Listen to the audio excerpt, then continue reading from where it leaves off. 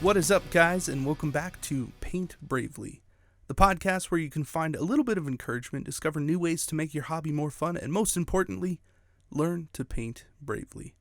Now, today we have some pretty fun topics, some pretty heavy topics, if you will, but for starters, we're going to get off to a few of the things that we've been doing in the last couple weeks and kind of see where that takes us. So, Brent, what have you been up to? All right. I always get stressed out about this question, so I'm always making my list. I'm getting ready for you. So, in the last week or so, I sent off 30 Marines to Nova Open Charitable Foundation. I'd made a video about painting those up as quickly as I could, and after that video, I had to finish painting them, but I did get them all done. I did finally get them in the mail. So, we talked before about that being an experience kind of like commission work, having this obligation that you got to get through, painting something for somebody else that you're going to send away and never see again. And so that was kind of an interesting experience because I'm sitting there taking as many pictures as I'll ever need of those Marines because I'm never going to see them again. Unless I enter that raffle and win, but there might be rules against that. So I would hope so. That'd be terrible. Like if they found out that you're the one that won, really?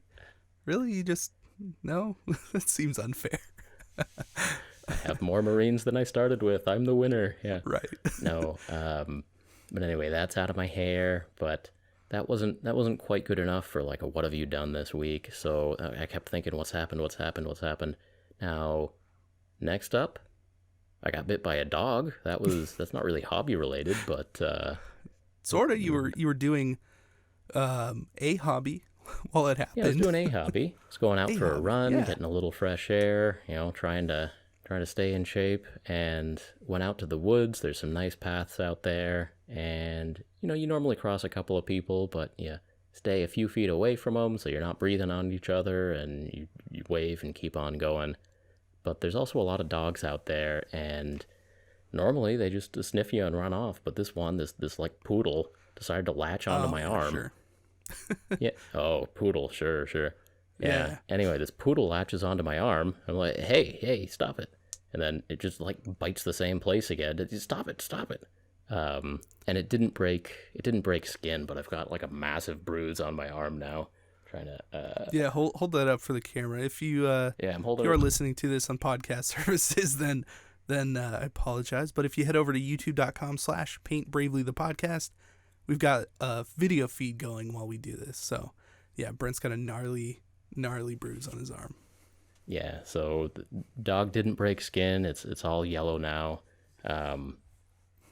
But the family seemed apologetic, and I refrained from swearing at them, but they said, right. Are you okay? And I just kind of like showed them the giant dog hickey on my arm and said, keep your dog on a leash, and then I just ran off. But should check to make sure it had rabies tags or whatever. Probably should have got a phone number, but yeah, I mean, I don't know. You make too big an issue out of that, and if you don't know the local rules, like the dog gets put down or something, and that's very true. There was a kid there, and I didn't. Plus, the dog doesn't deserve that, So. Right. I mean, the dog is doing what the dog is technically been trained to do, right? Like whether he's being protective or not. Now, poodles are super smart dogs. Usually, they're a little bit better than that, but it also depends on the owners, right? Like they have to train their dog. I mean, the fact that it didn't break skin maybe is start. More of that's not the worst thing. Yeah. I've seen that before. I've seen pretty terrible dog bites. Like when I was younger, I went over to this house because I was like sick home from school, and my dad works on houses and he takes care of rentals and all these things, right?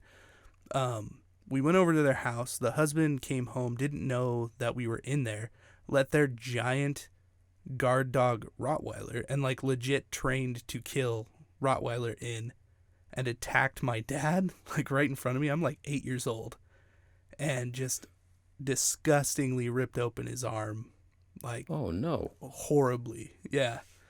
So we like rushed to the hospital and did all these things. So I'm just saying, could have been worse. I'm glad you're okay. Mm-hmm. Mm-hmm. Yeah. Yeah, no, in the scheme of things, it was not bad. It was a few days ago, so if I start acting rabid on you, let me know. Then it's just too late, today, though. It's too late. Like, we got to put you down. Yeah.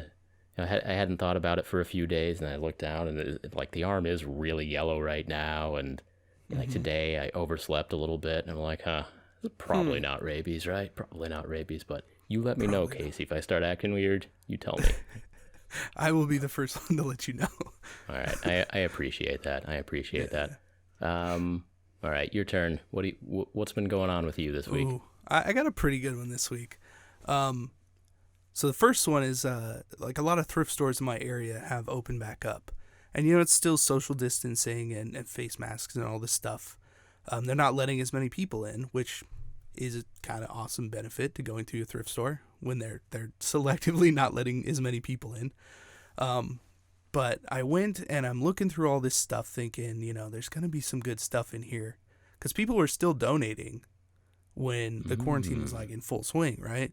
So I'm hoping there's some good stuff. And I did score a real nice bag of Mecha Warrior, what are they, like Battle Tech Hero Clicks, basically.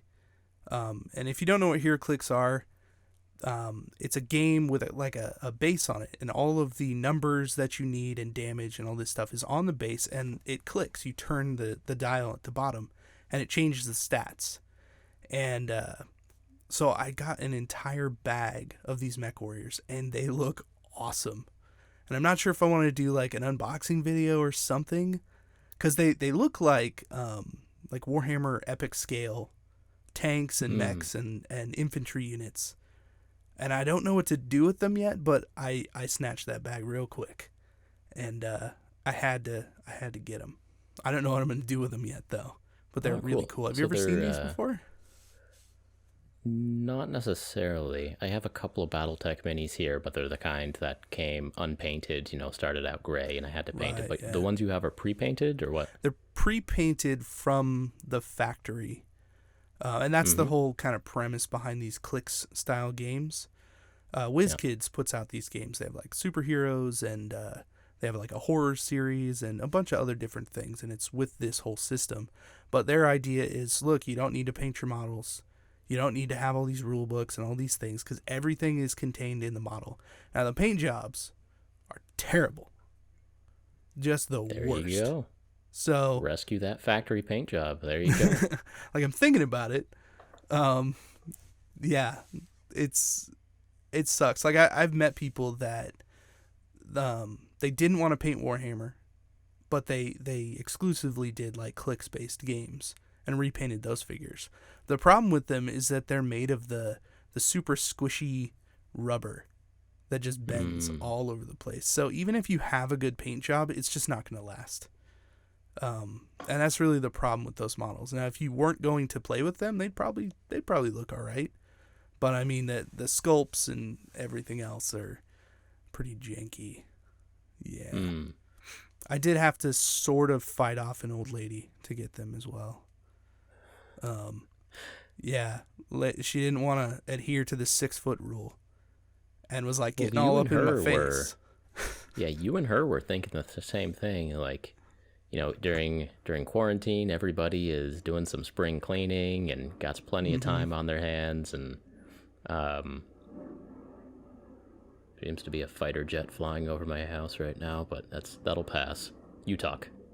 That is what it is. Yeah. So this lady, and similar to your dog story, just a little bit. She had a kid with her, probably like her granddaughter or something, and they're coming in like grabbing all these toys in the toys section of the thrift store, and they're filling up this cart, and I'm like casually standing there, and I was there first, so I'm gonna get that right out of the way. I was standing there first, looking through this stuff, and I see this bag.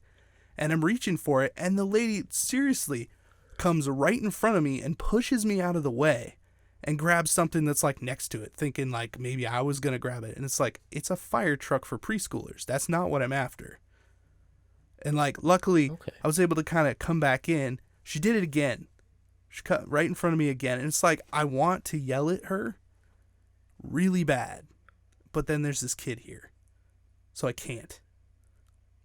Can we try to tell this story?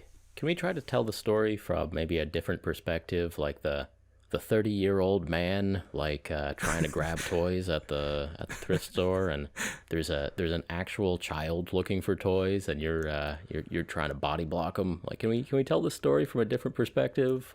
Okay, let me rearrange. So there was this guy. So there was this guy, real douche. No. So I was there with my wife and my 3-year-old son. He was looking at the toys. You went. Right. Yeah. He was looking at the toys, and we were already there to look for stuff for him. And so he was playing with a fire truck on the ground right next to me. And this lady comes swooping in like, we're going to take all the stuff that she wants. And I mean, I wasn't being weird or rude. She's just, I don't know. It's just something that happens. It felt kind of like a Black Friday kind of a thing. And maybe because there was so much stock that people were just going nuts. But I ended up getting that bag. And she couldn't have it. It's my bag. Well, you've had a very productive week. That was awesome, yes. Casey. Yeah. You did what you had to do in the end. But you lost out on the fire truck, hey? No, we got the fire truck. That's right. Win. Exactly. Well, what did the old lady and her granddaughter get? Oh, everything else. I mean, it was, you know, like those garage shelving units, like 4 feet, 5 feet wide, 6 feet tall. Mm-hmm. There were like 5 of those filled with toys. There was no reason for her to be like all up in my face. And the thing that really got to me the most is that she was in a face mask, which means that on her mind is like, okay, I got to stay 6 feet away. Got to wear my face mask to stay safe. But no, not this time. Life is a series of trade-offs, you know? Yeah. Like, pandemic versus getting that fire truck. Or maybe she just saw that you had taste and that you had already zeroed in on the best part of the rack, and she didn't even need to search the rest of it. Just whatever this guy's looking at is probably the primo stuff. Right. I did get the whole bag for $5. It was pretty good. Well, and it was a pretty big bag. I guess we haven't talked about size. Maybe you'll do an unboxing. I'm thinking about it. If anything, I'll throw up a picture in the in the YouTube video. Okay. Yeah, because I have laid them all out, and it's pretty nice. It's, I mean, at $15 for a box of 5 minis, man, there's got to be $300 or $400 in the bag. Oh, so not terrible. Yeah. Congratulations. Very productive. Well, very productive. Yeah. That's really all I've been up to. Did some of the thrift shopping, and not a bad week. Well, I wanted to mention one other thing I did this week is I discovered that you were on a podcast that you didn't tell me about. You know, I know your band has a podcast. I know you're on this one. You know, you've been on Life After the Cover Save before, but I found out I started getting into Hobby Time in the Murder Basement. Just a few episodes ago, there's Casey from eBay Miniature Rescues, and sometimes people tell me stuff and I forget, but I don't think you ever told me about that. So I honestly don't remember if I did or not. And that does seem weird. I'm trying to remember when we actually recorded that. It might have been around episode 1 or 2. So we weren't exclusive. You know what I'm saying? Right. I gotcha. Yeah, it sounded like beginning of the lockdown was maybe when it was recorded, but yeah, I think so. Yeah, that was a while ago. Yeah, so that's a podcast that I'm just starting to get into. Clearly, you know more about it than me right now, but Heath, who runs that, seems like a really great guy. He's getting interviews with a ton of people in our hobby. Really, really interesting folks, and so I'm excited to listen to the rest of the episodes, basically. But yeah, well, I'm pretty sure he's got it up on all of the regular podcast services and a YouTube channel. But Hobby Time in the Murder Basement. Yeah, I'll throw that in the show notes. It'll be Yeah. good. Yeah, he did an I was interview able to get with... it on my... We keep doing that. We're not on our game today, but I was able to get it on my phone app and whatever weirdo phone app I use, and yeah, it's on YouTube, so cool. Yeah, not too bad. So what say we get into a few other things and then maybe go over some conversation starters, I guess. Yes. Read some comments. Off here. Okay, Casey, we are actually re-recording the rest of the podcast. We decided that the first time around was kind of rambling and boring, and I didn't want you to have to edit all that. It was 2.5 hours long. Right, and it was not good. 2.5 hours. That's not great. And we figured it would be way easier just to re-record things here. So hopefully this time is better. We are both committed to excellence, and Casey is committed to not have to spend too many hours editing these things. So let's try it again. Yeah, now, let's try this again. Right. We wanted to start off just a little bit serious, and then we had a viewer question that somewhat ties into this. But at this point, based on our recording schedule, by the time this comes out, George Floyd's death in America will have been about a month ago. Games Workshop released that press release, Warhammer is for everyone, but if you don't think so, you will not be missed. And so, all of that's got some discussion. For an in-depth talk on that, check out the Goobertown Hobbies YouTube channel. But just to acknowledge, we're aware of it. We do believe that Warhammer is for everyone. Mini painting is for everyone. And yeah, I don't know if we have a whole lot more to say on that topic, but we're aware, we care. And anything else there, Casey? I think that the video that you put up sums it up in a way that I don't think I could ever get to, like writing or being as eloquent, I suppose. So, yeah, bravo. I thought that was well done. Okay. Yeah, if you want a more serious take, my more serious take on the world and the hobby, and how often we should be looking up for our games to check on, to see how everyone's doing, to make sure that everyone around us is comfortable and having fun. I have posted a lengthy video on the Goobertown Hobbies YouTube channel. But I think for the purposes of Paint Bravely, it's really, let's keep it more to, just look up from your game every once in a while, make sure that everyone's, having fun, make sure that there's nobody like kind of outside the game, outside the door of the game store, thinking about coming in, but they're not quite sure if this group of nerds is for them or not. Just be aware of that and be the person that welcomes the new guy in, the new gal in, gets them into things.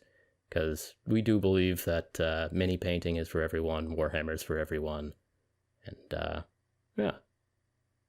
Yeah, we can all share in that grim darkness together. Yeah.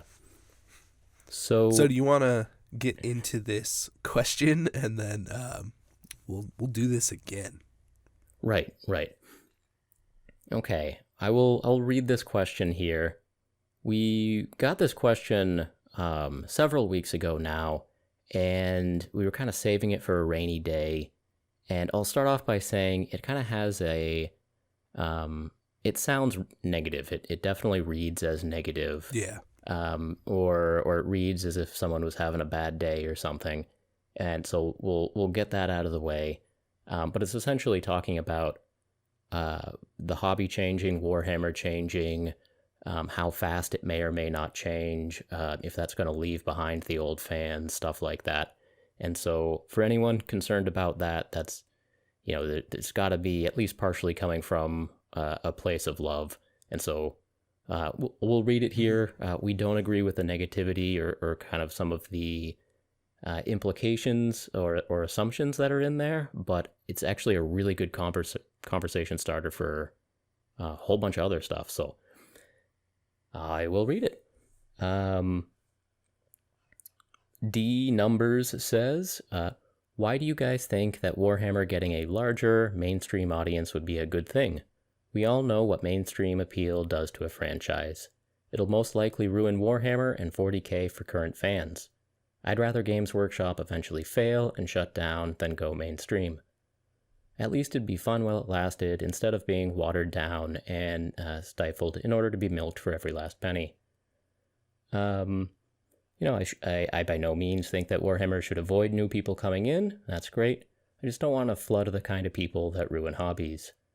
Like people that care about, a Hollywood star paints Warhammer, or people that would want to change it to fit popular mainstream politics and ethics. The mainstream would disfigure Warhammer beyond recognition. Huh. You want to start there, or? I suppose so. I'm gonna start from the top a little bit. He says we all know that mainstream appeal, like what it does to a franchise, and we can look at things like Star Trek, Star Wars, and kind of relate that. We've seen those things transform from, you look at Star Trek in the 60s and 70s, which were, especially in the 60s, was pretty progressive. But they really stayed true to form up until, J.J. Abrams, I guess. Things started changing, and now even the TV shows are completely different, and a lot of people are into Star Trek. Now, personally speaking, I don't have a problem with that particular series, but I know a lot of people do, and it is because it went more mainstream. There's more lens flares, there's millions and millions of dollars behind every advertising thing that they do for all these new movies. So I can see how, a lot of people who would be into Warhammer, if something like that were to happen, would be a little bit upset. That their thing got this whole makeover to fit into a box of Hollywood. Right.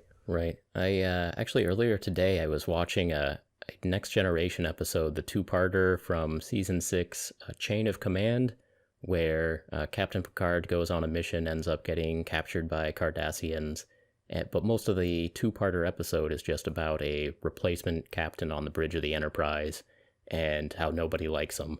So it's a movie length amount of time, and it's actually really good, but it's just about like officers having to get used to a new captain. Like, there's nothing flashy about it. There's no explosions. There's no lens flares. Yeah. It's just, people talking to each other. It's pretty slow.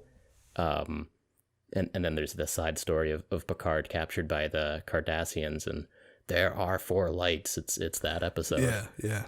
And you would not see you certainly wouldn't see a modern Star Trek movie like that. Even arguable whether you'd see that on, Picard or Discovery these days. But right, exactly. For Star Trek especially, there's, it has to be bigger and better, and in some ways the stories, I don't know if you want to say dumbed down, but it seems like it depends, I guess, on it depends on the episode. Sure. There's but darker. Yeah. But I'd say, for any of these, $200, $300 million movies, especially that get made by committee, that have to fit all of these certain things in them.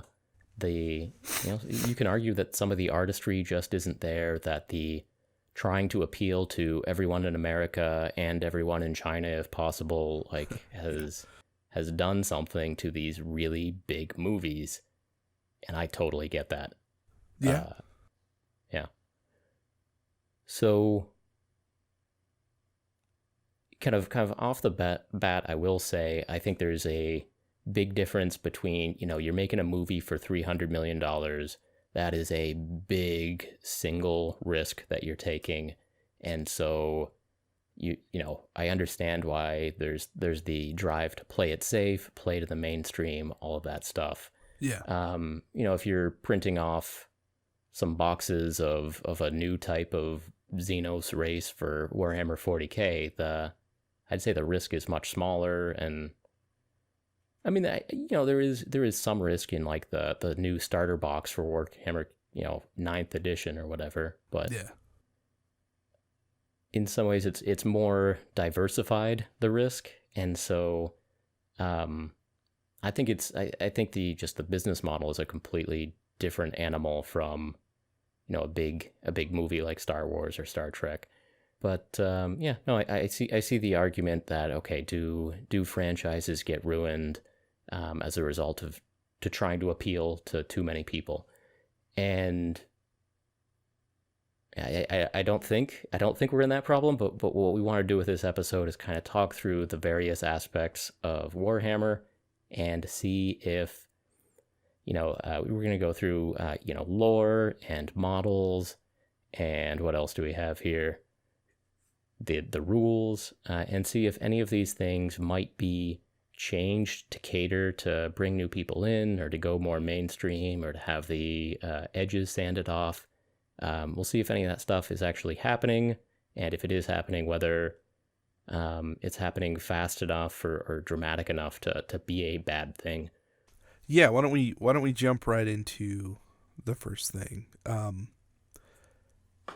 Well, I suppose what's your final thought on whether or not, say, Star Trek has been ruined by going more mainstream? Is it something that's more of like opinion based, or is it a definite fact that it is not as good?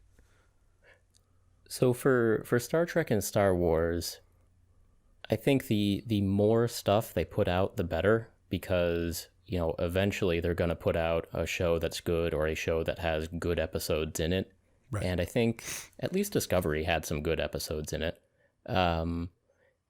And you can make arguments about Star Trek 2009. I liked the first J.J. Abrams movie. I really liked. Yeah.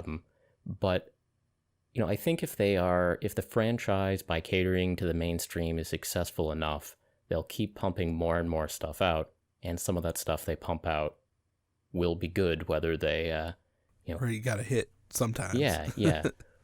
Whether it's a random chance or not, but yeah. Like in Star Wars, personally, I love The Mandalorian. I really, really enjoyed those 8 episodes of The Mandalorian so far. Yeah. And, I got to be honest, I have not liked really any of the last movie. Well, I didn't like the last 3 movies in the Skywalker saga, or I didn't like episodes 1, 2, 3, 7, 8, 9 very much. Right. But at least some of those made enough money that we got The Mandalorian out, and that's awesome. And I think Disney is going to keep making more and more and more stuff. It might take a little pause now and then when they have a big flop, but they're going to keep making more and more Star Wars. Yeah. Some of it's going to be good, and then we'll get more stuff that we like, and we'll ignore the rest. Yeah, I'm definitely of the opinion that more is better, because they're going to want to be listening to people as they continue to make it. They want to cater to an audience. They don't want to lose money. Right. So they're going to eventually come back around and do the things that people want them to do. So as far as the question goes, is that going to happen with Warhammer? Like, them being such a small company in relation, I don't see how Warhammer could go so mainstream that effect of a company like Disney just putting movies out hoping to make hits is even possible for a company like Games Workshop. Right. Now, that being said, Games Workshop, especially recently, has been re-releasing all their side games, all their specialty games. Yeah. So we have, new editions of Age of Sigmar and 40K, but we also have Necromunda and Blood Bowl and maybe Battlefleet Gothic coming out, and whatever Titanicus and Aeronauticus is. Yeah. You know what I'm talking about. But because, their flagship games are successful enough and profitable enough, they are throwing more and more of these side games out, Kill Team, all this stuff. Yeah. Underworlds, and somewhere in there, hopefully, is something you can love. And if there's not, and we'll talk about this more also, the success of Games Workshop is also helping, to a degree, all of these smaller minis and game companies, because it's at least, a gateway drug. And if you want something, really in any direction, something lighter, something more hardcore, something more modern, something more cutesy, like, you can get it from other companies too. Right. Yeah. All right. So then let's jump straight into if Warhammer is going more mainstream and there are changes to the lore, how is that going to affect the game moving forward? And is it going to actually affect anyone who's playing the game currently? So an example would be more diversity in characters, more female characters, Black Space Marines, that kind of thing. Is that going to affect the overall lore of Warhammer and ruin it? Are you asking me? I would say no. I mean, straight up, no. Yeah. Yeah, but I would say no. But I think it is worth exploring. Like, you've read a bunch of the novels. I've read some of the novels, yeah. Okay. And yeah, so just for my history, I've read the Eisenhorn books. I'm getting most of the way through the Ravener series. I've read the first 18 or 19 Horus Heresy books. I've read a handful of the Gaunt's Ghost books, and which is obviously still a tiny percentage of all the Warhammer books out there. There are a lot. I haven't dipped my toe in really at all into the Age of Sigmar Warhammer Fantasy books, but for 40K, I have a sampling of what's going on. Uh-huh. And that's been over, I imagine, a period of time. And so is there anything in the books that could possibly need changing? Yes. For me, it was actually the portrayal of women that could probably use the biggest adjustment. And again, I've only read a sampling of these books, but actually one of my favorite series has been the Eisenhorn and the Ravener books. And so first, off the bat, I like those books. I think the author does some good things in there. And essentially they're about an inquisitor who has his team of helpers, and he's got a spaceship, and he's traveling around the galaxy hunting down heretics, but they make him be hunting down chaos cultist heretics so that, the Inquisitor is a good guy, because many of the Inquisitors in this universe are not good guys. Right. But this time you're hunting down, demons and stuff. Like, okay, you're on this guy's side. And he's got, a lot of the book is about his crew showing up at a new planet and carrying out like an investigation. And so it's relatable. I mean, this isn't in a fun sci-fi world, but it's kind of relatable. And you've got a fun cast of characters there. And where I'm going with this is there is so much diversity in the crew, except the females are always attractive women. And no matter how old and grizzled and amputated the male characters get, the women are always, appearing as 25-year-old, fit, wearing a body glove. And some of them are described as thinner, while some of them are more curvy, but like it's... the range of the description of female characters is less than I'd like. And to a degree, this is true in other books, but the example that really grabs me in that Eisenhorn series, it's kind of the main trilogy takes place following Inquisitor Eisenhorn and his crew, and there's 50 or 100 years jumps in between the three books. And so one of the things that happens in the books is that, Eisenhorn's character really goes through some changes, both in his outlook to whether or not he can try to dabble in chaos powers for good, but also physically he's getting older, he's getting broken, bits are getting replaced.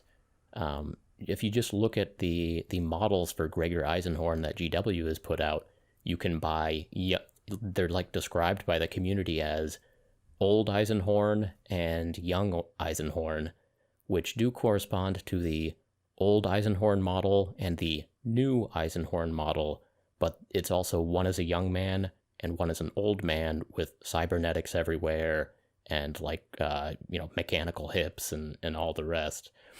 Right. But where I'm going with this is the kind of his main lady on the ship. She gets rejuvenate treatment. She has the expensive future technology that keep her looking 25. Eisenhorn is going through all these changes and yeah, cool. He's breaking down. He's getting his bits replaced. He's really seen some stuff and gone on a journey. And his female sidekick is still 25. Yeah. Does her character change at all, or is she pretty much just the same since nothing has changed about her? A little bit, but it's not, but not as much. Right.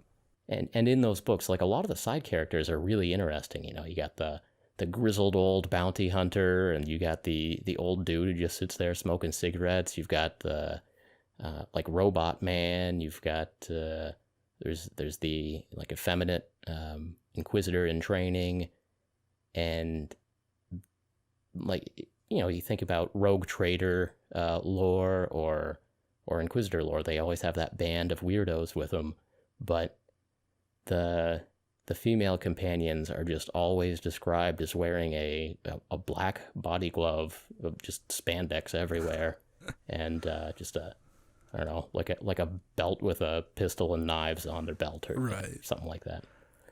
Yeah. And again, just one little anecdote, but it's stuff like that when I'm reading a new book and I come across this trope, I just shake my head like, again, come on. Right. After however many other books. There's already way more male characters than female characters. Just make a middle-aged lady, just have a frumpy middle-aged lady smoking her glow sticks and whatever. How much cooler of a model would that be? Like this older lady. Oh yeah. Who just looks completely different than everything else, with some insane like chainsword, right? Like just something ridiculous. Like that would be a model that I would want to paint. And I would probably want to know where she came from. I mean, it's like they're closing themselves off to the possibilities of certain types of models because they don't want to try a little bit harder. And it wouldn't even be that much. Like, they can obviously write a book. They can write character descriptions. So why is it that they don't try? We'll talk about models here soon, believe me. Yeah. But I mean, even just in the novels, there's no actual reason for them not to try. Like what is the reasoning behind having that character in the book to begin with if there is no change? Yeah, no, I think it is otherwise. Like that one, I think, is one of the better written characters in that series, which is still why it's like a little bit disappointing that, in addition to her other traits, she takes this treatment to still look 25. Right. Yeah. But, the Warhammer did, kind of write itself into a corner by, saying all Space Marines are male. And so a lot of the characters by default are going to be male in a lot of the 40K books. And, a lot of authors will try to get around that by, if we're introducing you to some of the deck crew on the ship that they're traveling around with, like we'll make sure to have a couple of prominent female officers on there, which good. Sure.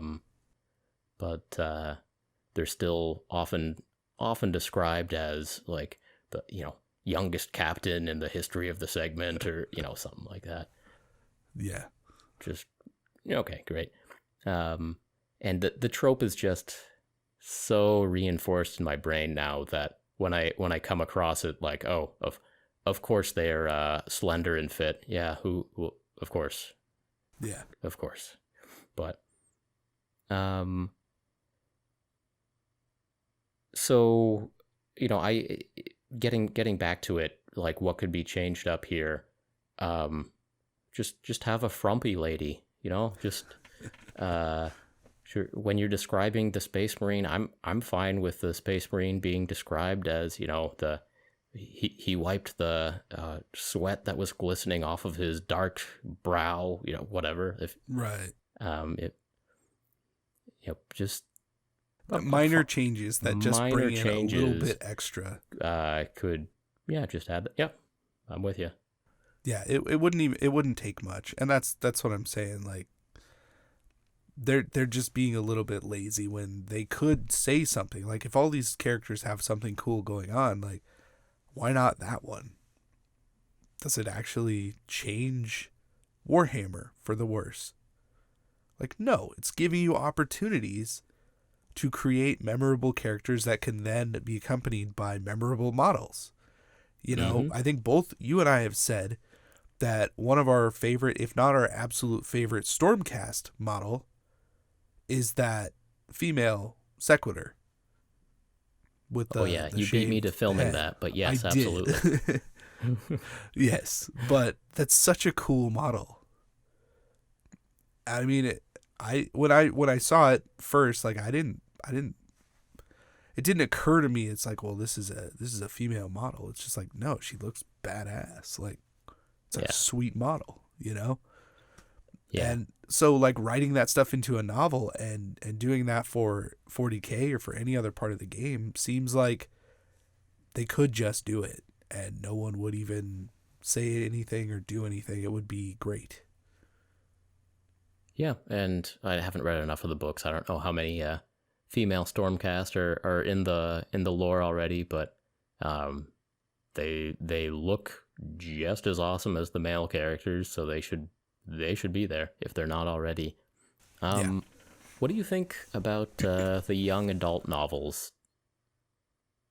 As far as, like, I could see that being considered Warhammer Adventures or whatever it's called. Yeah, what are your thoughts there? I think overall, the idea behind the young adult novels is that, like, this game is old at this point, right? What is it, 33, 35 years? Something. Mm-hmm. It's been a while. So there's a lot of people who grew up playing this game that want to share it with their kids. And it makes sense to me that instead of handing your kid a Black Library novel when they're 11, their own, obviously everyone has their own viewpoint on that. Like, discretion is everyone's thing. But, like, for a lot of people, you want to give your kids something that they can read that is not going to be a little too over the top violence-wise or sexual-wise or whatever. And I think the young adult novels are probably catered towards people who've been in the hobby that have kids that want their kids to enjoy the thing that they enjoy. Sure. I like that. My viewpoint on this is that this is more stuff, and kind of like with the Star Wars analogy, you're not changing anything or throwing things out by including younger stories in addition. And if you don't want to, you don't have to read them. That's how I feel about that. Yeah, they're not changing the story of Warhammer or throwing in a major plot point into a young adult novel and asking you to read it. Right. What about... Do you want to talk about Star Wars and how Star Wars killed all of their novels all at once? All at once. In order to go more mainstream, yes, they did. They took, 25 years or more of a ton of novels and basically just said it didn't happen. Right. And that seemed, it still kind of seems like a bad idea. Right. Yeah, and I don't think there's any way to go back. Yeah, they took all of those novels that had, come out since the original trilogy, and they said none of this stuff happened. Luke never hung out with Mara Jade. Princess Leia's children, we're going to cross these ones out and write a new one in. And what else here? Thrawn didn't exist. Maybe Thrawn happened, but didn't seem like he did anything important because he was not mentioned when right. There were no blue people walking around in the First Order for those movies. Yeah. But I think that that's a very different circumstance because the Warhammer 40K universe is so big that there is always room for more stories. There are always a million new worlds to discover, new remnants of humanity, new alien races. There's so much room for dozens of authors to be writing in this universe at the same time, and not worrying too much about contradicting each other. Right. Yeah. Yeah. Whereas the Star Wars books, there were, I don't even know what the number of like full novels was that got crossed out, but it must have been more than 100. Yeah, hundreds maybe. For sure.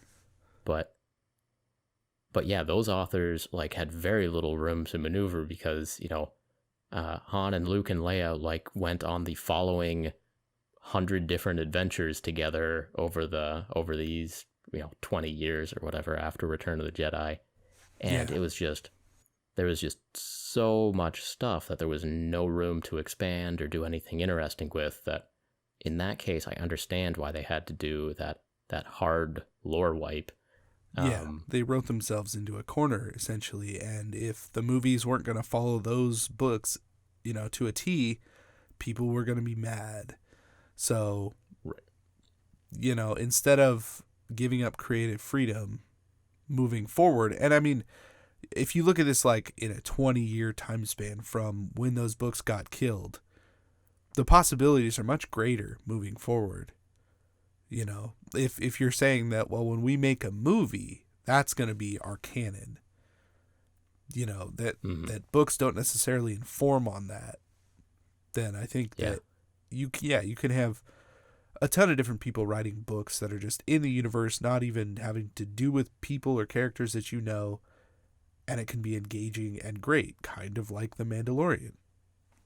Right, exactly. There is so much room in the galaxy, I mean, especially the 40K galaxy, to just tell whatever story you want. And there can be young adult stories happening, and there can be about Xenos, about Chaos, about the Imperium, any stories you want to tell. There is plenty of room for it.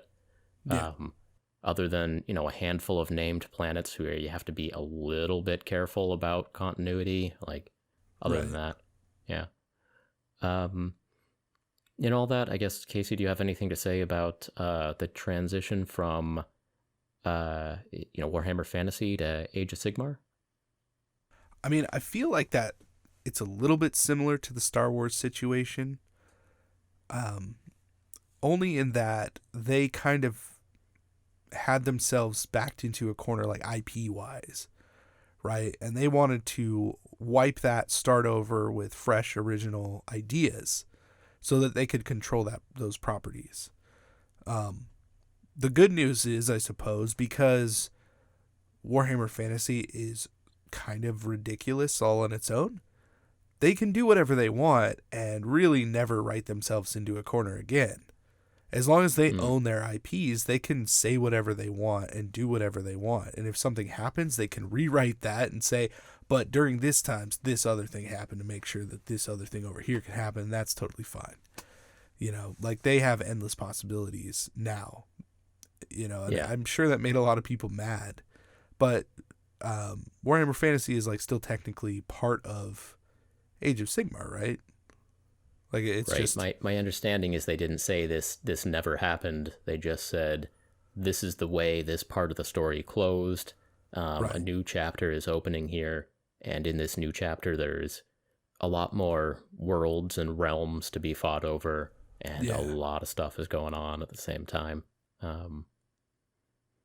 And yeah, that opens them up. And so, maybe some of the stories that come out are going to be for young adults, or too mainstream, or have the edges rounded off. But you can also in there have a little more, I don't know, hardcore stuff in there, like some more mature stories, some in a different realm or on a different planet, or yeah.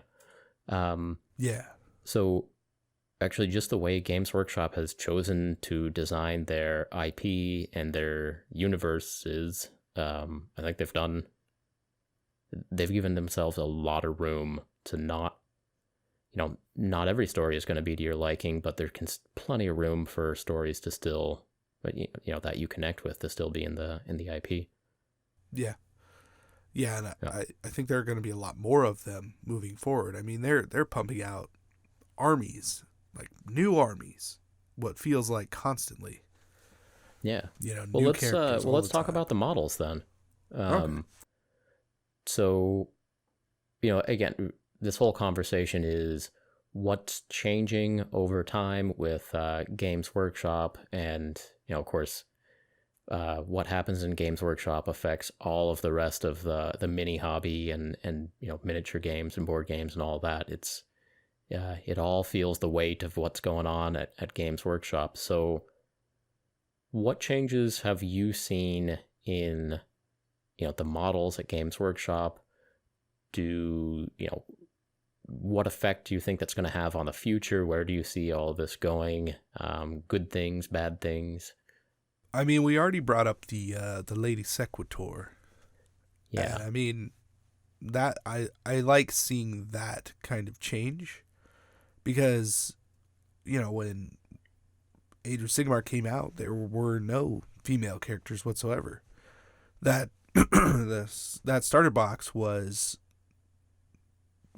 pretty straightforward, I guess. It's all dudes fighting dudes. It was very vanilla. And not a lot of interest going on. Like, they're really cool models, but there wasn't much depth, I thought. And I mean, they're starting a new IP and they're doing this thing, and they've built off of that.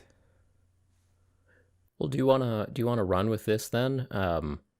So for Age of Sigmar, Sigmarite were Sigmarines, Sigmarites, Stormcast Eternals. They were the poster boy. They are the poster boy of Age of Sigmar, essentially. Yeah, they are the Marines to that game. Yes. And you just described, that first starter box as vanilla. Kind of in killing Warhammer Fantasy, starting Age of Sigmar, trying to reach a wider audience. Did they go to vanilla? Are the models vanilla now? Do you like Stormcast? Personally, I do. Yeah. I think that the range has grown enough that I see a lot of potential down in the future, and I think that they've come up with some just wackadoo ideas that I'm into. Like, there's an entire chapter of Stormcast that ride chocobos. That's a thing, and it's awesome. That's cool. Yeah. So something that we've seen GW doing is making sure that they can protect their IP on everything that they make. So, the Stormcast, to me, they're still a little weird. There's a few models I like. I'm legitimately hoping that I get excited about them someday and figure out a paint scheme I like and can dive into them. But for now, I am, years later, I'm still like, okay, these guys are kind of weird. Why are they so chunky? Whatever. But they are chunky. But for their vanilla faction, the lore and the look is pretty strange. Like, they're reanimated warriors of something, and it wasn't even clear at first if they could take their helmets off. And the design is not just a knight. The design isn't just a straightforward paladin. The design is very trademarkable. So part of my take on all of this is that Games Workshop, in trying to go mainstream, they're still making IP that they can protect, and so almost no matter what they do, their stuff is going to be weird and unique. Yeah. Because the more strange it is, the more they can, help out their lawyers when they're going to get their stamps on things. Yeah. Like the OCR, they killed the Tomb Kings off and brought back the Ossiarch Bone Reapers. Right. Right, which hard to trademark or patent or protect undead Egyptian guys, but guys with a bone forge that look like insane people, easier, I guess. Yeah. I mean, yeah, because nobody else is stupid enough to do that. Like ridiculous faces. I mean, don't get me wrong, like they're pretty rad, but those faces. Yeah, I'm not sold on them yet. But I'm definitely not worried that GW is going to go too mainstream, because you can't patent or trademark or whatever it's called mainstream. I think that's one of the biggest points to be made, though. Yeah. Right, is they're not trying to go mainstream. They're trying to be more inclusive in a positive way, right? Yeah. Like they want more people to play their game. So they want to appeal to a larger audience, but at the same time, they don't want to go too far as to get into like super, super vanilla, knights and goblins and like just general fantasy tropes. They don't want to go too far down that road. I mean, even goblins are now Gloomspite gits. Yeah, who live in the Underdank. Yeah, no, I got you. yeah, the Underdank. The Underdank. That's a great word. Podcast. Yeah, we're gonna use that more often going forward. We'll write that one down. Welcome to the Underdank. The Underdank. Yeah. Yeah. Do you know how to make sound effects? We'll do that. So I think it's a really good point. Like they want as many people as possible to buy their Bone Reapers. Right. But whatever the heck Bone Reapers are still have a lot of character and individuality, or they're not like the stuff that any other company is selling on purpose. Right. And I think this goes all the more so when you start talking about 40K and Space Marines again. Like the what's it called, the chaplain or whatever that always has the skull mask on in 40K. The the skulls and dead people on everything in 40K is not going away anytime soon.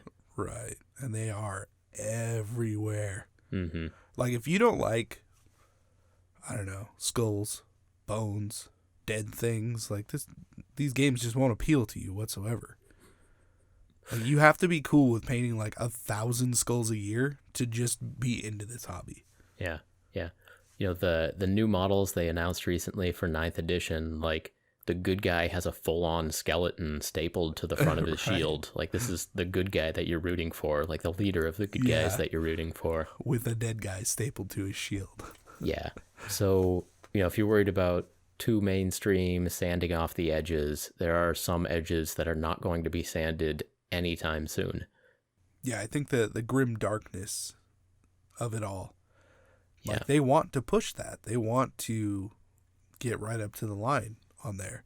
And not so far over that they're getting into like super rated R stuff. Well, do you want to talk about Demonettes then? Sure.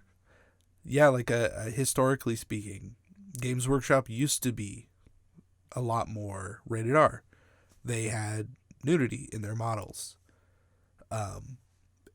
And it's a weird thing because it's like they used to give that treatment a lot more, only to female models, and that there is a pendulum swing on the way back. Like, I feel like right now we're kind of in the middle, where they're not over-sexualizing the female characters, but they're not really doing them any justice either. So we're probably still on that other swing, right? Like that's going to continue to change, and we're going to get the cool sequiturs and the whatever's coming out, you know? Yeah. I like how a lot of the Sisters of Battle, like, are not pretty women. Like, these are, right. Yeah, those faces are, you know, hardened, crazy, fanatical warriors. Yeah.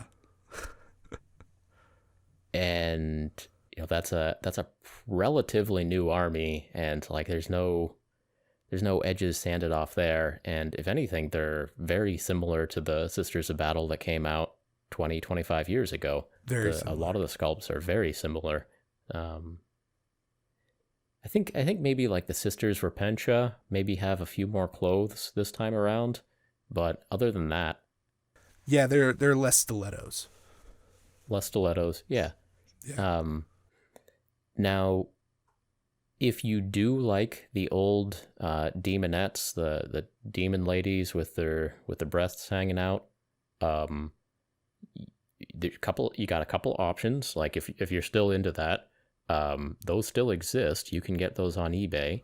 Yep. You know, the modern demonettes are a little different, but you can still get the old ones on eBay. You can still play with those if you want. You know, if you end up being at the game store and like some kids' parents are around, like, you know, maybe kind of body block them from that part of your army a little bit. But and the other thing is, if you like you know, that type of hard R rated model, you can get that from a lot of other companies. And like, you know, the existence of Games Workshop paved the way for a company like Creature Caster to be selling essentially like greater demon stand-ins or demon prince stand-ins that are just giant demon ladies with 2, 4, 8 breasts, like an odd number of breasts, or like one of the breasts has like a baby's face crying on it or something, or, you know, like you can find ridiculous hard R rated stuff as alternate models from a lot of different companies. Yeah. Because of the success of Games Workshop, and because they've chosen their lane, essentially, it's opened that up for a lot of other companies to make whatever they want. And like they're doing really well. Like Creature Caster is doing really well as a company, or at least it seems like, you know, on the outside. Like, they keep making new stuff. Yeah. Oh man, I saw a picture of, they're doing like a Canada model, and it's I don't know if you've seen this, but it's like a moose, except like crawling out of the moose's stomach is the giant face of a beaver, and this whole creature has a tail that has like a goose head at the end of its tail.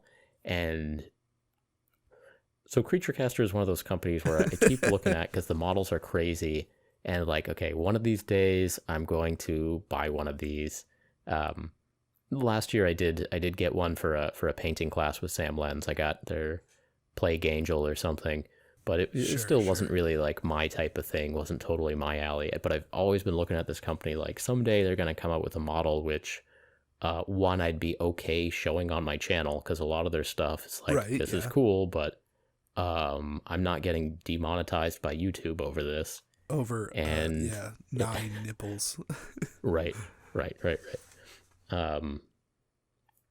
Yeah, not getting something with like an odd number of exposed breasts on, you know, some giant demon whatever. I mean, even the moose thing you're talking about seems it's borderline. It's messed up. Yeah, this moose thing is messed up, but I'm pretty sure it's messed up in a way that's okay for polite society and for YouTube monetization. So it's more like a turducken kind of a thing, but an ode to Canadian turducken, whatever that is, moose, beaver, goose. Yeah. I got to read about like whatever this artist was thinking, but I kind of love it. Like just the like way the moose's head is rearing back and stuff. And I mean, it sounds ridiculous. I haven't seen it. The picture in my head is amazing. So if it's anything like that, yeah. But there are all these small companies, you know, a lot of them working in resin or whatever, that are putting out crazy stuff, and Warhammer is getting people into the hobby, and if you are a person who's kind of gone through the Warhammer catalog and be like, okay, I'm still missing something here, what I'd really like is a demon but with more fill in the blank, you can probably get it. Well, not to mention 3D printing. Right. Yes. You can literally make whatever you want. Yes. And just overall, before we leave the models here, every year they are having an incredible number of releases of new models. And it's generally true that you can always find older sculpts online. So it's just constantly more and more and more variety. Even when they swap out, the model for, even when they swap out one of their model designs, you can still get it and nothing's really lost. It's just always more and more and more, and you can choose the bits that you really like. So I am not concerned at all about the models becoming too mainstream. Games Workshop has a lot of reasons not to make them too mainstream. I mean, maybe keep them PG-13. They have motivation to do that, but there are others who fill in that gap. So on the models, no worries whatsoever from me. Yeah, I'm pretty sure they're going to stay weird. Yeah. All right, then. So, realistically speaking, the models becoming more quote-unquote mainstream, like rated PG, all these other things, don't take away from the overall hobby whatsoever. No. Not in my opinion, no. All right. I would agree. I'm just trying to relate this back to the question as much as possible. Yeah. No, the question is, what is changing going on into the future if Games Workshop keeps, growing as a company and growing as, a force in the hobby and trying to get more and more people to come in from the mall to check out this Warhammer store. Oh, that brings up a good point, though. Yeah? That all of the Warhammer stores are essentially just advertisements for Games Workshop, and they are put into malls. A lot of people go to malls, and if there is a 9-titted sexy demon on the table, then Timmy's mom isn't going to buy him sexy 9-titted demon. Right. They're going to leave. Right. Yeah, that's not good for that kind of advertising. Right. And long-term view, the money from Timmy's mom is going to keep Games Workshop and other companies going. But also Timmy, 5 years from now, Timmy's going to be a pretty cool dude. And 5 years from now, Timmy's going to be buying himself some big titty demons from Creature Caster. So, exactly. Yeah. Because Creature Caster will have had a place in the market to thrive. Right. And the gateway game analogy is perfectly reasonable here. If Warhammer is just kind of doing what it needs to do to act as a gateway to this hobby, then I'm all for it. The original question, there was a little bit of like, how do we keep the wrong type of people from getting involved in the hobby? If Timmy's interested in this hobby, Timmy's the right guy, Yeah. Or Tammy, but yeah. I mean, a lot of people who play this game. Yeah. So, all right, do we want to transition to the gameplay here, if any of the rules look like they're trending in a particular direction? Yeah, so I think the easiest way to just jump into this is it that something like Age of Sigmar with a simplified rule set is taking the game and making it too mainstream so that just everybody can play. Everybody gets it. They can just jump right in. How is that affecting the hobby? I don't think it is. Like, if anything, I think the Age of Sigmar-ification of Warhammer has made it more accessible and since it's come out, the original iteration of those rules, I mean, you still have to buy countless amounts of books, all of the supplements to even get there. So it's not like there's any less of a barrier to entry, It's still expensive as hell. Right. Yeah, I've been in the hobby or aware of the hobby for 20 years, and to actually playing a game, there's still a barrier on me. So I think things need to be simplified down way farther than where they're at now for me to be happy, let alone to try to drag new people in. So what would it take to make you actually play Warhammer more often? Rules wise. Rules wise. Yeah, good. So the most I've played recently was actually at the start of 8th edition. I went to a tournament or two. I think I went to 2 tournaments, and I played a handful of game days at friends' houses. And at that point, that was indexes, when every army had just an index and just a really quick rules description, getting into just when every army had a codex, but there were no supplements and FAQs for the codex. There was no extras. Yeah. What's it called? Psychic Awakening. There was no War of the Locust or whatever it's called. There was, there weren't 2 chapter approved to add on to everything. Yeah. And so for any game, like, I understand why the people who are really involved need that constant stimulus of changing up the meta a little bit, of adding in new things to get excited about, new things to try out. Like, I totally get that.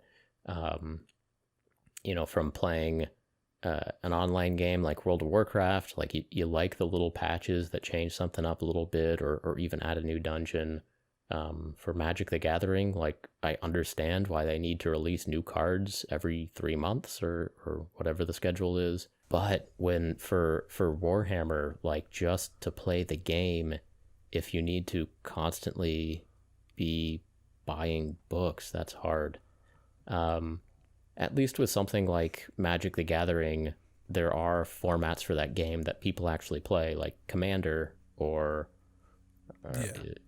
Unlimited, or I forget the names for the different formats. They changed it, yeah. Yeah, but there are formats where you could have not played Magic the Gathering for 2 years, and a friend says, "Hey, you want to come over and play Commander tomorrow night?" And you'd be, sure. You grab your deck from a couple years ago, and the core rules of Magic may have not changed. Like, your friend may be playing with a couple newer cards in their deck, if they've been keeping it up with it a little bit more, but they are not playing with a new 200-page rule book for the way that Magic the Gathering resolves. Right. Yeah. Which kind of goes to show, like, that, well, for one, that Magic is a well-designed game in general. Right. But now, that if you're trying to play, Warhammer... for Magic now, if you're trying to play the formats that are standard, I guess standard is the format where you only play with the card sets from, like, the last 2 years. Oh, it's even less than that now, but 18 months or something. Yeah. There's a format for competitive Magic where you're only playing with the most recent year or 2 worth of cards, and that keeps, the people who are really into it involved and having fun and buying new packs. But it also means, like, if I take 6 months off to do anything, and I come back to it, like, now I need to buy 2 new sets of Magic cards. I need to, like, change out most of my deck, which is rough. But at least Magic really does have expensive. The formats where it's easy to get back in. Warhammer, though, these full edition changes every 3 years, and then during those 3 years, there being, like, Space Marines alone had an index and I think 2 codexes over the last 3 years, which is a lot. A lot to Well, keep yeah, up with. like 40, so, $50 a piece per book. yeah. So Yeah. on rules and rules releases, like, I mean, I understand that they need a constant input to keep the competitive crowd happy, but Yeah. for the other 80% of people who play Warhammer, it's a lot to keep up with. Like, it's a burden. Yeah. And for, especially for a new person coming in, like at the end of 8th edition, maybe the store manager is smart enough to say all you need is the stuff in this little starter box, but if there's a nerd standing near the cash register while the manager says that, they'll be like, well, actually, you're gonna want the chapter approved 2018, 2019. You're gonna want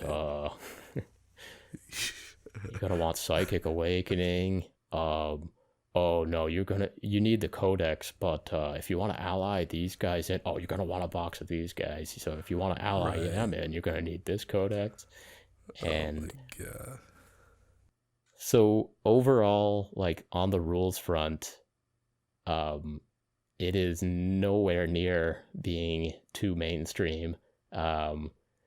So there's plenty of criticism there, but there is no worries that it's going to be so easy to get into the game that we're going to have. I mean, I don't even. Please. I don't know what's considered undesirable from flooding the scene or whatever, but that's something that we'll circle back to. We'll circle back to that, but they would. I'm not sure what that is. Yeah, personally, I want them to dumb down the rules a lot, or at least stop changing them so often would be great. So I have a feeling, and it's only kind of a hunch, that what they're trying to do with 9th edition, and maybe if it doesn't quite work out, 10th edition, is get to a place where kind of Age of Sigmar is at, where the core rules are the same. And it's the models and their books that change the way that game is played, but the core rules are essentially the same. They haven't changed a lot since it came out. And honestly, if it weren't for the fact that Age of Sigmar is the way it is, I probably wouldn't have gotten back into Warhammer at all. And I mean, I feel like that says a lot, in that a lot of people probably are getting into it because it is easier to understand. It is more fun to just start a game and play. I don't have to worry about page 286 in the freaking 4th edition 40k rulebook and then have the back of the book open or photocopy it 4 times so that everybody has a chart of whatever, and blast markers and everything else, scatter dice. Like, it gets to be a lot. And I remember that being fun when I was 12, when even then we only used what we actually knew how to use. Right. But it just got to be so much. It's like, well, I can't afford to do this. Yeah. I still have my 4th edition rule book. Like, I bought 8th edition 40k because it was a little simpler and it looked like more fun. Right. Now I'll say reading them, I do like, objectively or subjectively, I guess, but I do like some of the rule changes that they're making. I've complained about the fact that they change the rules so much, but and the other thing that's seems to be true with Warhammer that's not true of other games is that not many people play the old editions. So for Dungeons and Dragons, like if you get some guys together to play some Dungeons and Dragons, you get some friends together, some pals, you the DM might say, like, we're playing 3rd edition or edition 3.5, and that was something really common during 4th edition of Dungeons and Dragons. I think a lot of groups played with an older rule set or a modified version of the 3rd edition of Dungeons and Dragons. And that doesn't seem to be the case for Warhammer. Like, very few people are playing 7th edition Warhammer, or because that would be even more stuff to remember. Like if your friend calls you up, like, hey, do you want, you got time on Saturday to come over to my basement? We're gonna play some Warhammer. oh, what edition? I was thinking 6th. Nobody does that. Like No. It seems to be the case in our community. Of course, I just said nobody does that. It's gonna get jumped on for that one. People do. But you know who you are. We're not. Yeah. You know who you are. You don't. Yeah. No. To any weirdos out there who played an edition other than the current edition of Warhammer, please type which edition is your favorite. Don't just say from nostalgia which edition you liked the best 10 years ago. Tell us if you are actually currently playing an edition other than modern 8th edition 40K. That is interesting. I would like to know that, because that's not something you see. Right. I think most people feel like they need to play with the current edition of the game, which is why all of these rule changes are so oppressive. Oppressive, that's a good way to put it. But I think on some rules, they are slowly working their way towards a game that is more fun than it's ever been. Yeah. For me, one of the hardest parts to get into, or the hardest part to enjoy about, a game like Warhammer, is all of the arguing that can happen, all of the ambiguity in when you're, measuring charge distances, deciding whether something is in or out of cover, deciding whether something got hit with a blast template or not, And the blast templates, I think they've made some changes in the last few years to get rid of, I think 5 of the guys in this squad are under this big circle that represents my explosion. Yeah. No, I think only 4 of them are in there. Well, it's more like 4.5. Well, is it half or is it not half? It starts to get a little bit too, specific. It takes the fun out of it right away. It causes arguments. It causes, rule lawyers and all these things that people don't like. It's just taking more time away from actually pushing your toy soldiers around and blowing things up. And of course, it's one of the beauties of the game is that it's not on a grid, that there is so much freedom to it. You can use all kinds of crazy terrain in there. Yeah. And, it gives it a lot of replayability. I understand that some of that stuff is core to the game. Sure.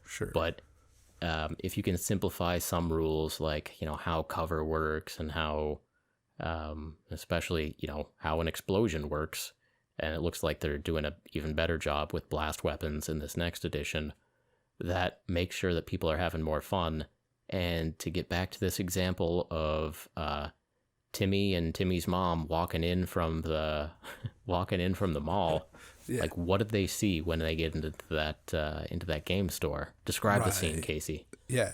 So you got 2 different kinds of scenes, right?